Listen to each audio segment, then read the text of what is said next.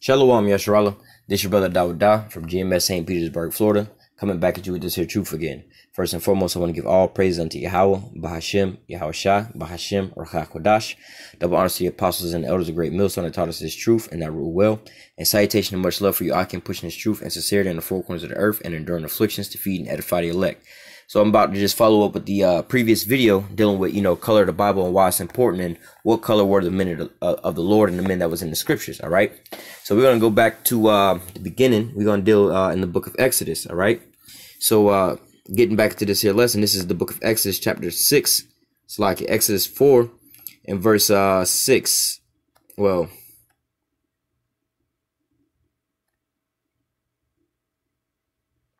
going to start at verse 4. Give you a little context to this. This is the Most High and Moses dealing with one another, or the Most High dealing with Moses. All right. It says, and Yahweh said in Exodus 4 and 4, and Yahweh said unto Moses, put forth thine hand and take it by the tail. And he put forth his hand, and he caught it, and it became a rod in his hand. All right. Speaking about, I believe it was a serpent. All right. Let me just start at the top. All right. This is Exodus, never mind. For the time's sake, we'll just get to the point. Nevertheless, the Most High is coming to Moses, right? Let me just read verse 1. And Moses answered it and said, behold, they will not believe me, nor hearken unto my voice, for they will say, Yahweh have not appeared unto me. So the Most High, well, Moses is like, yo, they ain't gonna believe me. They're gonna, like, I'm crazy or whatever, whatnot. So Most High is like, all right, I'm gonna give you a sign, or whatever, whatnot. I'm gonna show you, show forth, So going down to verse, 5 or verse 6, it says, and Yahweh said furthermore unto him, put now thine hand into thy bosom. All right, so now that bosom would basically be like your chest, on your chest. All right, it says put thou thy hand into thy bosom, and he put his hand on his bosom, and when he took it out, behold, it was leprous as snow. All right, so let me continue reading. He said put thy hand into thy bosom again, and he put his hand to his bosom, and he plucked it out of his bosom, and behold, it was turned again to his other flesh. All right. So let me just get some definitions here. We could actually just go into the definition of leprosy and stuff like that, and that'll tell you, in the book of Leviticus.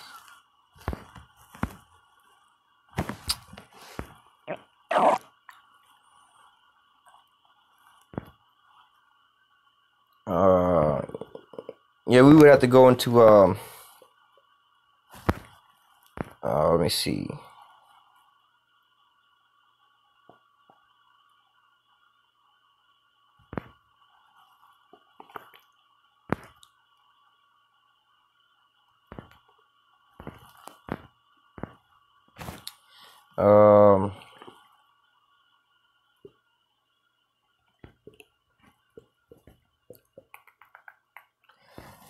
Nevertheless, I believe it's 14 though. But nevertheless, when you go into Leviticus, they give you the whole breakdown on, clean lepers versus just regular lepers, and just a layman's term definitions of all these things is, because they tell you that leprosy is gone or whatever, whatnot, and so on and so forth. But they hide it and they change up the names of it so that it wouldn't be obvious to what the hell is going on. All right. So let me put this in layman's term for you. It's easier for you to understand.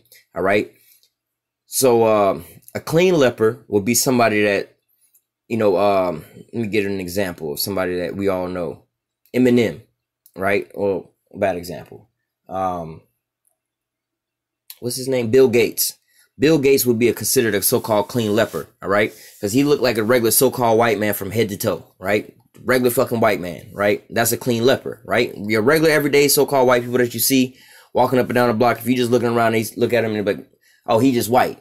That's what you call a clean leper, all right? Now, when you go into other situations where you have, because basically they have this all over them, but nevertheless, when you have somebody like in today's terms where they say vitiligo and they have these patches and things like that, that's where you have a little bit of a difference and things like that. So in reality, all these so-called white people are walking around, all right, as clean lepers. They just completely, in today's terms, how they would say albinos, all right? That's basically what happened. When Esau was born, he was born basically as an albino. He had lost his skin pigmentation, his skin color, all right?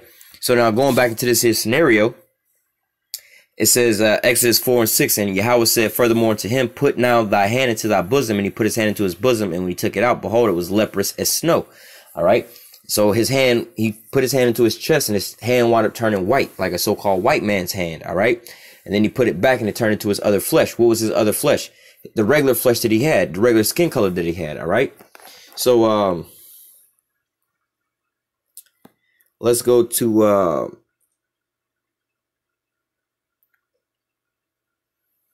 this is Exodus 2 and 5. We're gonna get into this what color was Moses' other flesh, because it just said that he put his hand into his chest and it turned white, leprous as snow. And then he put it back in there and it turned back to his other flesh. So let's see what his other flesh was.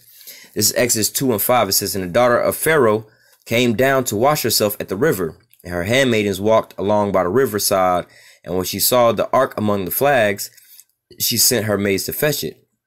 Now, this is basically, for the recap, the children of Israel were starting to multiply in the land of Egypt. The Pharaoh, there was a new Pharaoh that didn't know Joseph.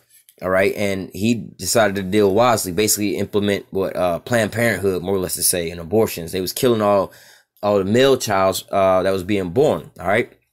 So, hey, nothing new under the sun. They did it when YAHAWASHI was on the scene. They doing it today. But nevertheless, what had happened was his mom wound up putting him into a little, like how they say Moses came in down a little, down the river in the basket, right? So nevertheless, the handmaiden now, all right, is in the damn river. She see this ark. She take the handmaiden, all right, verse 6. And when she had opened it, she saw the child, and behold, a babe wept. And she had compassion on him and said, this is one of the Hebrews' children, all right? So basically, this is one this is an Israelite, more or less to say, all right? This is how do I say what today is the speak we say Jake, all right? This is one of the Israelites, all right? And we know that Moses was a Levite, all right? It says this is one of the Hebrew children's, all right? And also going into the Levite, that would be today a modern so-called Haitian today, all right? So he was definitely, they'd be like, oh, the Haitians, they darker than dark, all right? He was definitely a man of color, but we're going to further prove that, all right? It says this is one of the Hebrews' children, all right? So, yeah, Moses was a Hebrew. Also, he was an Israelite, all right? Then said his sister to Pharaoh, to Pharaoh's daughter, shall I go and call thee a nurse of the Hebrew women, that she may nurse the child for thee? And the Pharaoh's daughter said to her, go. And the maid went and called the child's mother. And Pharaoh's daughter said unto her, take this child away and nurse it for me, and I will give thee wages. And the woman took the child and nursed it. And the child grew, and she brought him unto Pharaoh's daughter, all right? And he became her son. And she called him Moses because I drew him out of the water. So let me see. Nevertheless, basically Moses is being raised up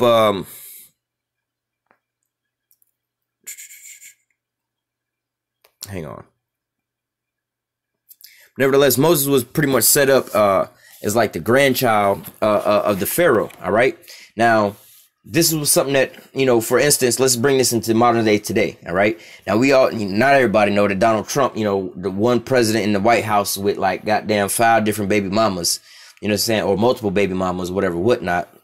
Let's just say hypothetically, right? You got let's say George Bush in the White House, right? George and Barbara Bush in the White House, or Barack Obama and Michelle Obama in the White House. Don't matter. Either of those two. Now, let's say you got George Bush and them, and they a lot younger, right? And homegirl get pregnant, and then they have a baby, but the baby come out looking Chinese than all outdoors, right? Or the baby come out looking, like a Arab or a so-called black man. People are like, that's not your child. Same with Barack Obama. Right? If him and his wife wind up having a child, and the child come out looking Asian, so-called Asian, Chinese, white, whatever, whatnot, they'd be like, that's not your child. All right. So, but in this scenario, for Pharaoh to be able to have, Moses to be, thought of as Pharaoh's grandson. All right. They got to look alike. All right. So what color was the Pharaoh at that time? At that point in time, you could go back into the walls of Egypt and all those pictures and stuff like that. The men that was in Egypt at that point in time, and then they had different color skins. All right, because they painted them as dark-skinned people, and then they had lighter-skinned people, and then even so-called white-looking people. They had multiple different skin-colored people there. I believe they had like 3 or 4 different skin-colored people that they illustrated, but nevertheless, they illustrated themselves as so-called black people, dark-skinned people. All right. Then they also depicted on there having the Israelites in captivity in Egypt, and they also depicted them as so-called black people. All right. But nevertheless, you know, going back into this here scripture, all right, Moses was raised as Pharaoh's, basically his grandson, right? So, you know, people would look at that and be like, oh, you know, that's the Pharaoh's grandson, whatever, whatnot. They wouldn't think twice because it wasn't nothing weird. It wasn't like a so-called white child or a so-called Chinese child trying to pretend to be the Pharaoh's grandson. Like, nigga, you don't look nothing like the Pharaoh. We don't even believe this shit. How you gonna say that's your baby? That baby don't look nothing like you. And what Chinese, so-called Chinese man was you sleeping around with to get that baby? All right. They would just know off rip. So going back into Moses putting his hand into his bosom, turning leprous as snow, turning white, so-called white skin, putting it back into his bosom, and it's going back to his other flesh. His other flesh was comparable to the what? The Africans or the Egyptians at that point in time, which was so-called dark-skinned or so-called black-skinned people as well. Now, we are two different people, but nevertheless, we both had the same skin color. All right. Now, but going back to the Moses scenario where he put his hand in his bosom. Now, if Moses was a so-called white man and the Most High turned his hand regularly white, or if Moses was, he was already, you know, he is a so-called man of color, a so-called black man, and the Most High just changed his skin to the same color, that's not a big deal. Like, you know what I'm saying? It's like me telling you I'm your God. Like, look, I'm going to show you that I'm your God. You know what I'm saying? Hold your hand up in front of your face. Count your fingers. All right. Now you done counting your fingers.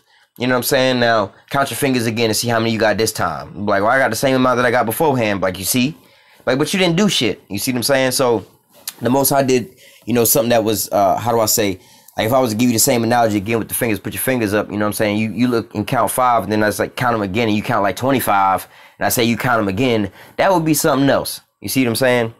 So, you know, Moses' color and his skin color was as a so-called black man, all right?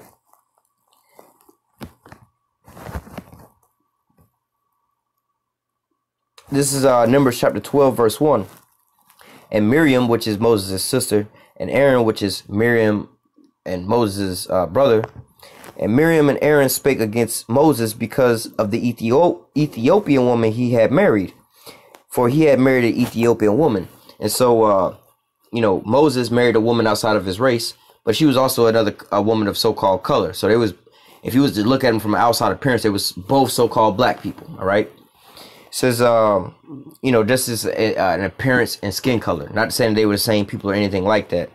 And they said, I'm going to just get straight to the point.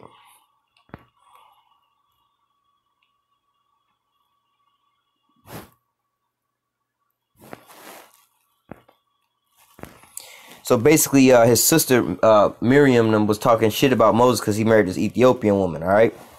It says, Numbers 12 and 9. And the anger of Yahawah was kindled against them, and he departed. And the cloud departed from off the tabernacle. And behold, Miriam, his sister, became leprous. All right. Now, if you don't know what leprous is, they're going to define it for you. White as snow. Just like how it said about Moses with his hand inside his bosom. All right. It says, and the cloud departed from off the tabernacle. And behold, Miriam became leprous, white as snow. And Aaron looked upon Miriam, and behold, she was leprous. All right. So the Lord, the Most High, turned Miriam into a white woman. All right. And Aaron said unto Moses, alas, my Lord, I beseech thee, lay not these sins upon us, where when we have done foolishly and when we have sinned. All right. It says, let her not be as one dead, of whom the flesh is half consumed when he cometh out of his mother's womb. You know, basically like a stillbirth. You all pale. You already, you know what I'm saying? You ain't got no life inside of you, you know. But nevertheless, you know, this was Miriam's curse. She was turned into a so-called white woman. All right. And again, why would these things, if this isn't what it's talking about, then how big of a significance would this be? Why do they keep using these types of different references? It's going back to, like, you know, if you see a so-called dead white person, right? One of the ways that you could see, like, they was choked out or whatever, whatnot, they'd be like, yo, they dead. Their body turned cold. They all blue in the face and everything like that. All right. Or they just, you know, they pale and blue, or they got that how they say that pale color to them, right? Miriam was turned to that same color, all right? She was turned leprous, white as snow, all right?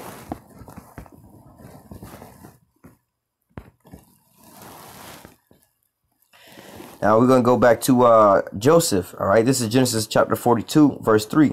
Now Joseph was one of Jacob's sons. All right, these are the original Israelites. All right, they're not the children. They're the children of Jacob. They're not, once the tribe started breaking down. But these are like the original, Jacob's kids. All right, and Joseph's 10 brethren went down to buy corn of Egypt in Egypt. But Benjamin, Joseph's brothers, Jacob sent not. But Benjamin, Joseph's brother, Jacob sent not with his brother, for he said, lest peradventure mischief befall him. And the sons of Israel came to buy corn from among those that came, for the famine was in the land of Canaan. And Joseph was a governor over the land, and it was that sold to all the people of the land. And Joseph's brethren came and bowed themselves before him and their faces to the earth. All right, so Joseph is basically second over all of Egypt. All right, there's a famine in the land, so everybody now coming to Egypt during the famine time, just like they're doing today in America. All right, when things get tough and things get low for other countries, they got to come to a stronger, bigger country or a nation to kind of help them out. They go to there for so-called strength. Same what's going on here in the scriptures. There was a famine coming in the land. Everybody was coming up towards Egypt to get their substance. Joseph being number 2 over Egypt. All right. This is verse 7. And Joseph saw his brethren, all right, and he knew them, all right. But it said Joseph, he saw his brethren and he knew them. He could recognize his own brethren, all right. Now you got to remember, his brethren had sold him into slavery, and he's now growing up in Egypt. It says, but he made himself strange unto them, and he spake roughly unto them, and he said unto them, whence come ye? And they said, from the land of Canaan, to buy food. And Joseph knew his brothers, but they knew him not. All right. So why is it that a brother can't recognize a brother? Well, you could say, well, they was separated for some time. They grew up. They might have looked a little different. Yeah, that is a good reason. That's one little reason. But at the same time, from at a distance and so on and so forth. Again, Joseph being raised up here in Egypt. All right, and he's speaking roughly to his brothers and so on and so forth. He knew who his brothers was, but they didn't know him. Now, you had the Israelites and you had the Egyptians. The Israelites is completely different from the Egyptians. They had their own customs and everything like that, right? But what? Well, they didn't quite have all of this like that yet. But nevertheless, there was still a separation. But nevertheless, you had Joseph dressed in these Egyptian garbs, looking like an Egyptian, a straight Egyptian, so on and so forth, and talking to him probably in the Egyptian tongue or whatever, whatnot, speaking roughly to him, not as if that's your family. You see your people, hey, what up, bro? It's like it. What up, bro? That's my kinfolk. Y'all come up here. I'm gonna take care of y'all. Whoop-de-whoop. But nevertheless, he's speaking roughly to him. What y'all want? Plead your cause, whatever, whatnot. I'm like, oh shit. He knew his brothers, but his brothers knew him not. Why would his brothers not know? Why would his brothers not know him? Because again, like I said, he was definitely probably dressed up in Egyptian garb, probably spoke the Egyptian language and things like that. And from a distance, they the same skin color. So you'd be like, oh, this is probably another Egyptian. Just like, hey, let me flip it and reverse it today. Let's take any, for you so-called black men, right? Take any of your cousins and take them out to damn Africa or something like that, to one of those African places, or Ethiopia or something like that, and let him learn that accent, in a language or whatever, whatnot, and dress up like that. You might see him from a distance and he talking out on a megaphone or on TV or something. Let's say you see him on TV speaking in a whole completely different accent, and all of a sudden, like, damn, who is that? You know what I'm saying? You don't know who it is, and all of a sudden, they revert back to the accent and the voice that you know. Because, you can recognize a person just off their voice alone. You don't even have to see them, But if, their voice and their accent change up, you know what I'm saying? Their visual appearance change up. You might not be able to recognize somebody just so clearly, Somebody known for a great deal of time in your life as being a so-called a big fat person. Now they get super skinny. You might not be able to recognize them. Same vice versa. Somebody that your whole life to be real skinny, get real big. You might not be able to recognize them. All right. So, let me see. From there, we're going to go to,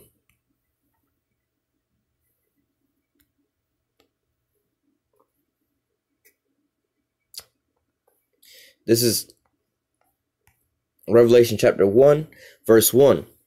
All right.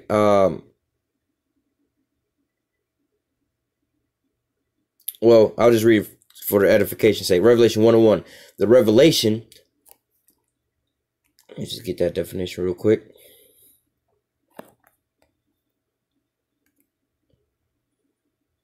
It says this word here is apocalypse. It says laying bare, making naked, a disclosure of truth, instruction concerning things before unknown, used by events of which things stated or persons here to withdraw from every view which is made visible to all, manifestation or appearance. Or let me think of another word, to be revealed. There it is at the bottom, to be revealed, revelations. All right, so basically, you know, like if you translate it back to the word that we know today as revelations, it's just to reveal. All right.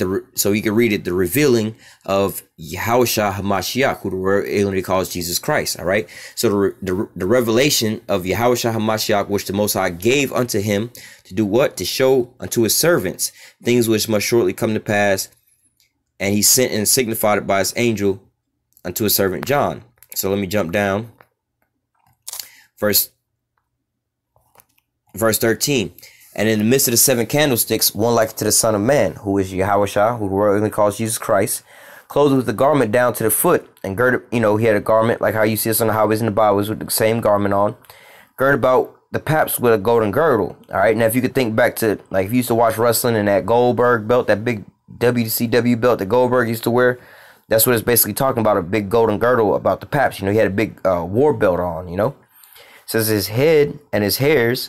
All right, so his head and his hairs, the top of his head, like the hair on top of his head, and then also the hairs, which is on his face, like his beard, because we wore beards. All right, and also your eyebrows and eyelashes, like all that, you know. His head and his hairs were white like wool. All right, white like wool is giving you the texture that it is. All right, like woolly hair, we always comparable to sheep and things like that. All right, now who do you know has woolly hair? You know, they always talk about woolly hair or coarse hair, nappy head hoes and shit like that. Who is known for things like that? All right. Who can naturally get an afro? All right. So-called black people. All right. His head and his hairs were white like wool. All right. Now it's going to go into the color. It says as white as snow. All right. You know, he had a head full of white hair and his eyes were like the flame of fire. You know, like when you see so-called Jake, you know, Jake, when Jake drink too much, or Jake be smoking or whatever, whatnot, they eyes be all extra red and stuff like that. Same deal here. You know, the Lord, they said the Lord was a wine bibber, right? It says, and his feet, all right? Now, dealing with his feet. Look down at your feet. Tell me what color your feet are. Are your feet the same color as your legs? And your legs the same color as your chest? Is your chest the same color as, you know, your back the same color as your arms the same color as your face? Your whole body predominantly is one color, unless you got a certain medical situation where you might have certain spots. You know, like what they call that shit, vitiligo or whatever. But nevertheless, you know, John the Revelator is bowing down. All right. So this is why he's looking at his feet. It says, and his feet was like unto fine brass, as if it burned in a furnace, and his voice was the sound of many waters. Brass is already a derivative of brown. All right. Now, if you take anything, white piece of paper, white board, white anything. All right, anything white, the lightest color you can get, and you burn it, it's going to turn. One way that you know it's burnt is black, right? You have a hot dog on a grill, you know it's burnt because it's black, right? So if you have anything, you burn it, it's going to turn black. And then it's, you know, it's a double here. It says like unto fine brass, as if it burned in a furnace. All right, so one brown thing, and then you make it even darker. All right, the Lord was, you know, a man of color. He had dark colored skin. All right. And he had in his right hand 7 stars, and out of his mouth went a sharp 2-edged sword, and his countenance was as the sun shineth in his strength. All right. So the Lord, who the world only calls Jesus Christ, all right, he's a man of so-called color. All right. He had so-called black skin. All right. This is Daniel chapter 10, verse 6 or verse 5. It says, I lifted up my eyes, and behold, Then I lifted up my eyes and looked, and behold, a certain man clothed in linen, whose loins were girded with fine gold of Uphaz, which we was just reading the same description. All right, he was girded about the paps with a golden girdle. All right, it says his body was also like the beryl. You know, we was reading in the other scripture how he was girded about with or he had his garment on, basically, more or less to say. All right, this is where the beryl is talking about his garment. All right, his body was like the beryl, and his face like the appearance of lightning, and his eyes as lamps of fire. All right, same description. And his arms and his feet, again, like I said, your arms same color as your feet, feet same color as your chest, chest same color as your back, back same color as your face. Your whole body predominantly the same color. All right, it says and his arms and his feet like in color. So first and foremost, they had color to them. He was basically a man of so-called color. All right, it says his arms and his feet like in color to polished brass. Again, going back to the brass. All right, he was a man of brass or bronze skin. All right, you could take a test and a method of this and go take a penny and put it on your hand and see what color, if it's close to your skin color or is it close to a so-called white man's skin color. All right, it says, and the voice of his words like the voice of a multitude. All right, let me see. I think there might be a little bit more.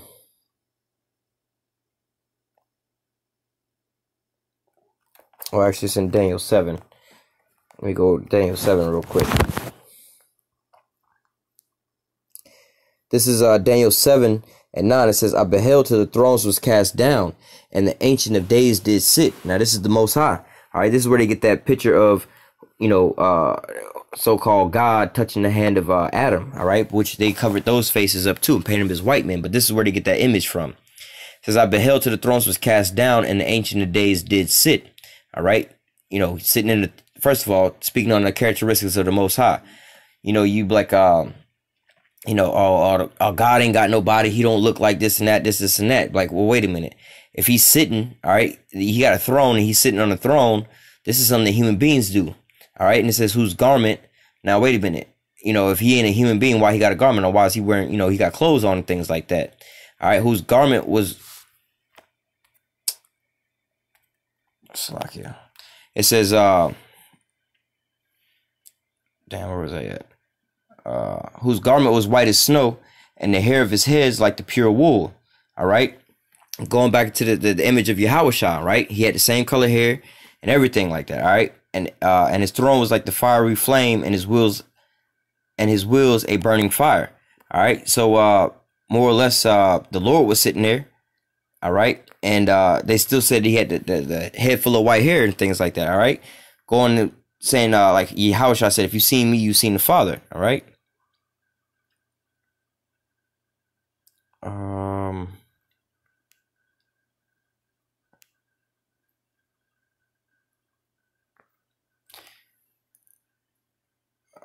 Well, they don't give you the description there. All right, so let me just continue on with this here lesson. We're going to go to the book of Judges.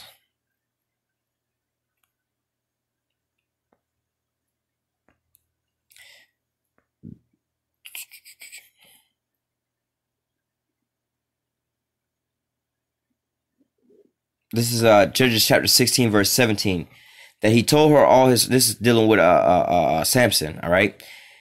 It says that he told. Now, this is one of the craziest stories that I think that, you know, we as so-called black people go to church and we read about this all the time, but we don't ever relate this to our own self. All right, we think some kind of way with some kind of Jedi mind trick that this is a so-called white man. All right, but all the characteristics of him is of us. All right, it says Judges 16 and 17. It says that he told her all his heart and said unto her, there have come no razor upon my head, for I have been a Nazarite unto the Most High from my mother's womb. If I be shaven, then my strength will go from me, and I shall become weak and be like other men. All right. Let me jump down to verse 19. And she made him to sleep upon her knees, and she called for a man, and she caused him to shave off his 7 locks of his head, and she began to afflict him, and his strength went from him. All right. So it says she shaved off his 7 locks. All right. Let's look at this word lock. All right, it says a braid, a lock, a plait of hair. All right, so this wasn't like a how you say a dreadlock, but this was actually like a, when you see shit, if you actually go back and you look far enough back into my videos, if you have any old videos of me like when on the highways and the byways when I first came into the camp, you know, I had my hair in what they would call plaits or braids. All right, like if you would go back way back in the days, you know, if you, some of you guys can remember in the so-called no limit days with Master P Body and all that mystical. I had the so-called mystical braids. All right. These are what they are: braids, plaits, or locks. Meaning you can unbraid them and you can braid them back again. They don't. It's not just dreadlocks. All right. But nevertheless, what people on the planet Earth, even still to this day, wear that as a so-called as a hairstyle. So-called black men have different hairstyles that we've taken through history. From the afro, braids, plaits, and things like that. These things is predominantly, it's only known amongst our people. All right. It's not really known amongst all the other nations to ever do things like this. All right. And if you do see an image of them doing that, you would think that they trying to, how do I say, act or reenact being basically like a Jake. All right.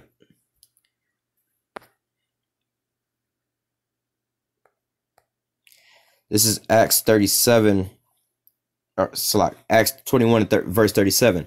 And as Paul was to be led into the castle, he said unto the chief captain, may I speak with thee? Who said, canst thou speak as Greek?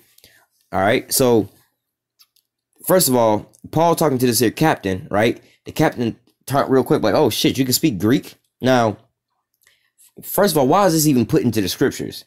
This shit ain't important, or is it? This is very important because you got to think about the context. Now, if Paul was a so-called white man or a so-called Grecian, all right, if he was speaking to another Grecian man, the dude wouldn't jump back like, oh shit, nigga, you Greek? Nigga, I didn't know you was Greek. I didn't know you could.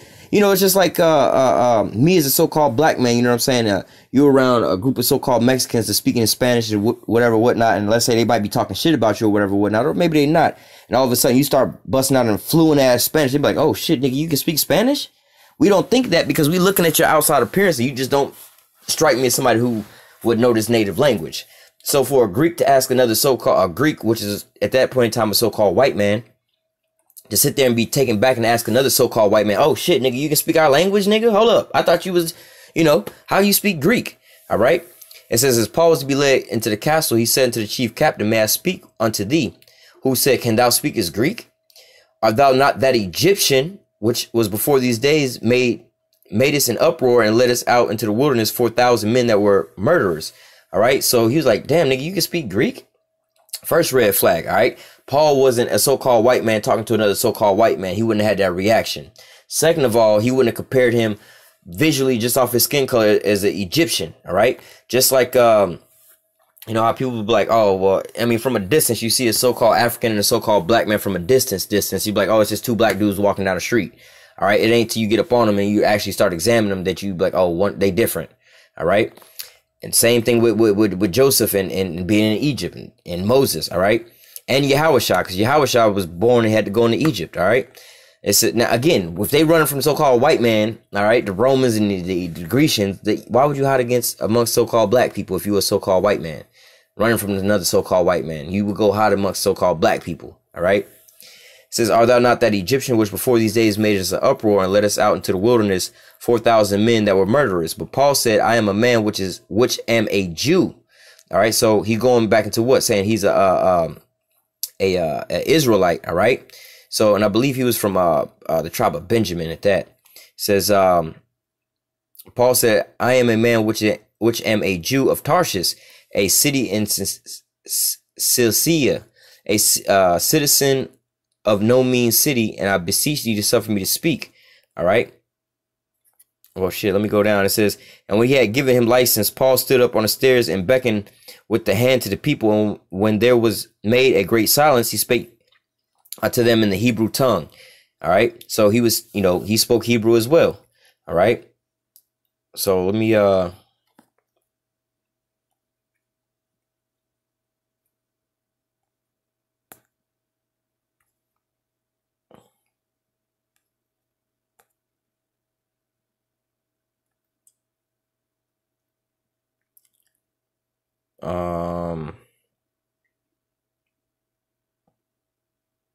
okay, but that's not exactly what I thought it was at. All right. But nevertheless, it's all good.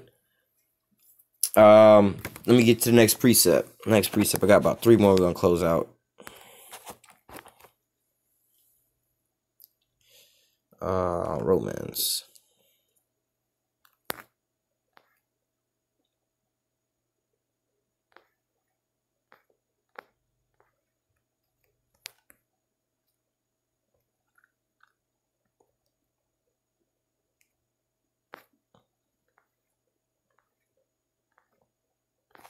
So give me 1 second.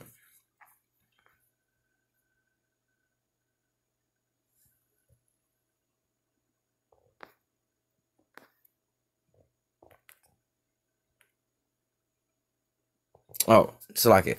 Romans 11:1. Because I was speaking about Paul, right? It says, I say then, have the Most High cast away his people? God forbid, for I am an Israelite of the seed of Abraham, of the tribe of Benjamin. All right.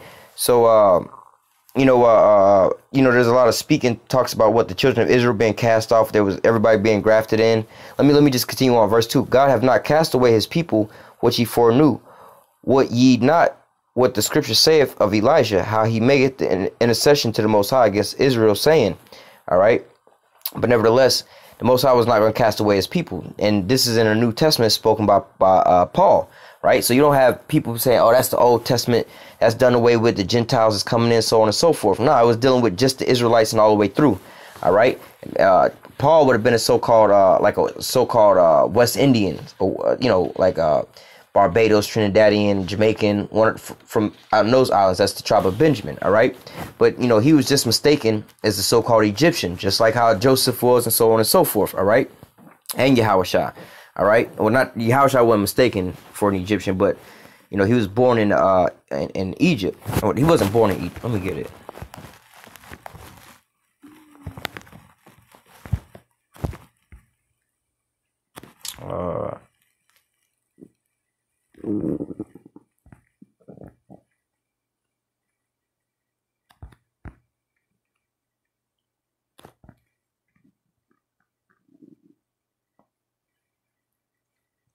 Right here.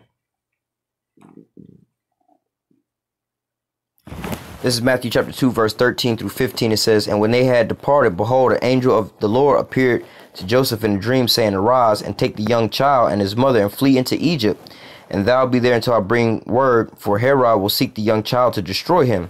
And when he arose, he took the young child and his mother by night and departed into Egypt. And they was there unto the death of Herod, that it might be fulfilled which was spoken of the Lord by the prophet, saying, out of Egypt I have called my son. All right. So Joseph, Mary, and the Lord, all right, they was all taken in, they all went into Egypt, and they grew up in YAHAWASHI basically grew up for a little bit of time in Egypt until Herod died. All right. Again, you have these Edomites looking for so-called black people, and the best place to hide was where? Egypt, amongst other so-called black-skinned people. All right.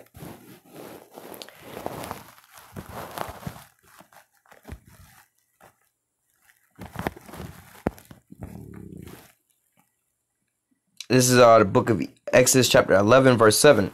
It says, but against any of the children of Israel shall not a dog move his tongue against man or beast, that you may know that Yahweh doth put a difference between the Egyptians and Israel.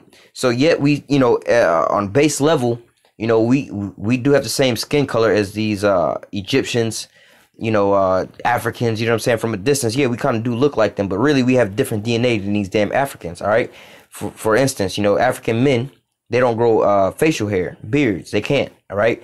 They're women. You never see they women with long hair. Their women always had a little short buzz cut. That's how their hair just naturally grows. All right.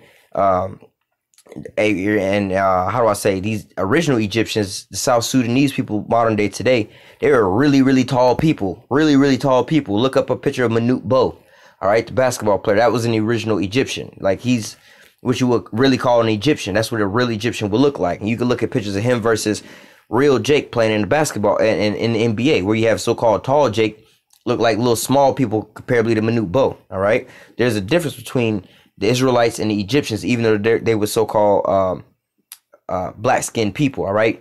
Of course, there would be a difference between the Edomites and the Egyptians. One of them is so-called white, the other one is so-called black. It's already a difference, But what? Between two people that look just alike, and people would always keep confusing us the same, but there is a difference between us, all right?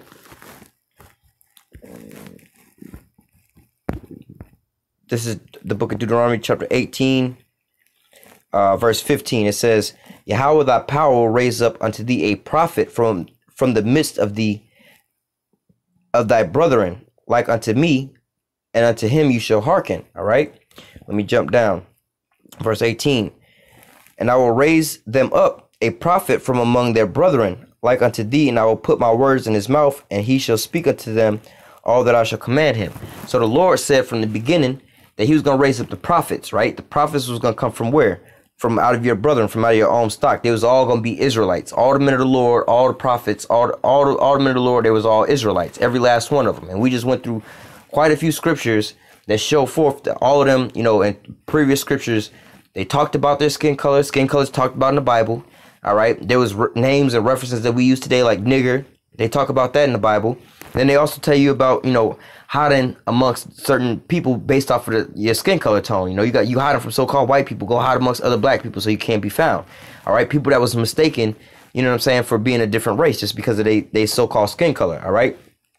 So just to go ahead and close out, you know what I'm saying, it's evident the color of the color of the men in the Bible, the prophets, all the men of the Lord and things like that, you know, it's very evident, you know. Actually, I'm going to close out with this here scripture right here. This is John, no, not John. 1 John chapter 4. Verse 20, it says, if any man say, I love the Most High and hateth his brother, he is a liar. For he that loveth not his brother whom he hath seen, how can he love the Most High whom he hath not seen? And this is the commandment that we have from him, that he who loveth the Most High love his brother also. And so how you going to love the Most High who you haven't seen, but you hate your brother? But now, you know what I'm saying, you've seen the image of the Most High, the prophets, and so on and so forth. So now it's time for you to start loving your brethren, all right? And also to cut the fact of we not so-called black Hebrew Israelites. All the men of the Lord, the prophets, and things like that, before that Esau came in and started changing up our colors, we was all so-called men of color, so-called black men. All right, that's just what it is. But we're not here on based upon skin color. Oh, because you got black skin, you with us. Nah, because like we was just reading, there's a difference between us and the Egyptians. They had black skin too, but those are one of our arch enemies. All right. So with that, Lord willing, this here lesson was edifying into the elect. Until next time, I say, call halal Yahawah, BaHaShem, YAHAWASHI, BaHaShem, RachaQuadash. Double honor to the apostles and elders of great millstone that taught us this truth and that rule well. And salutation and much love for you, Akim, pushing this truth and sincerity in the four corners of the earth and enduring afflictions to feed and edify the elect. Until next time, I say, stay strong and shalom.